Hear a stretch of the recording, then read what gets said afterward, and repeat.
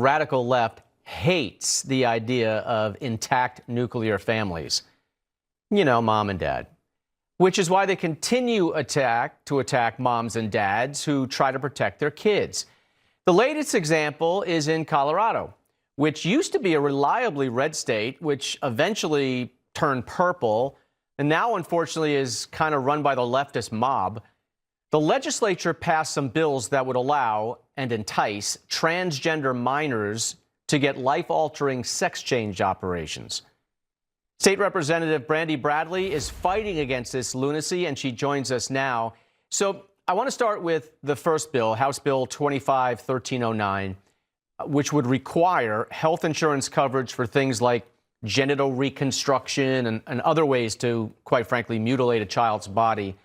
Republicans tried to limit this to adults only. Democrats, of course, refused.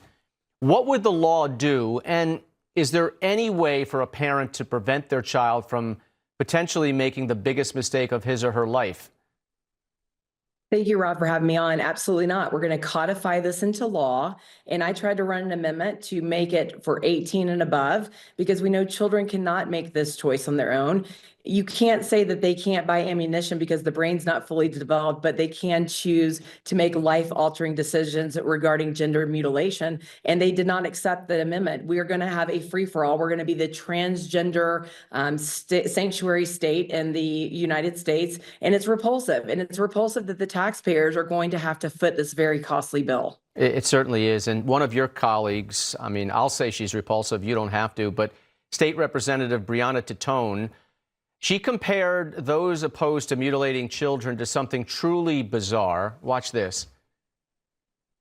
The claim that the procedures are hundreds of thousands of dollars. Well, the fact is that trans people, the vast majority of trans folks, don't even get the vast majority of those things. The Nazis actively sought the eradication of individuals and ideas that deviated from their ideal white, cisgender, and heterosexual masculinity. This led by the erasure of trans identities. In case you can't tell, that is a he. Yes, he is transgender. So I misgendered by calling him her.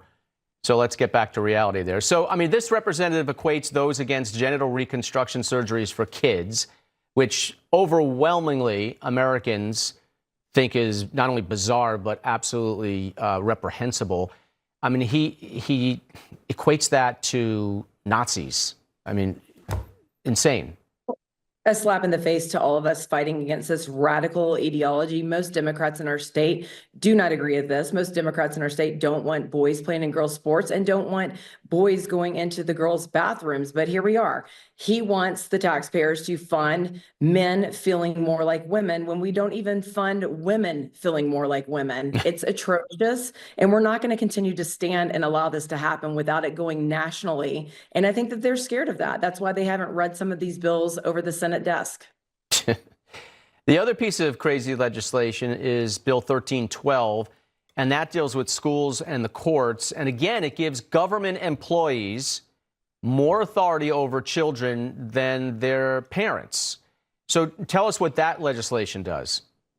Well, Rob, I tried to pass a parental bill of rights last year, and we have advocacy groups and activist groups literally saying that the government understands how to parent your children better than parents do. This is an active attack against the parents of Colorado. It's already happening here. We just heard from a gentleman, Dustin Gonzalez, who has had his child taken from him because the schools felt that him just questioning gender-affirming care was coercive control, and his daughter was taken from him. This is happening. We have about 25 active cases already. This is their ability for the progressive left to codify this in law and take children away from Christian conservative parents that do not want their children taken down a path of lifelong sterility and mutilation, which I will tell you is not even research driven.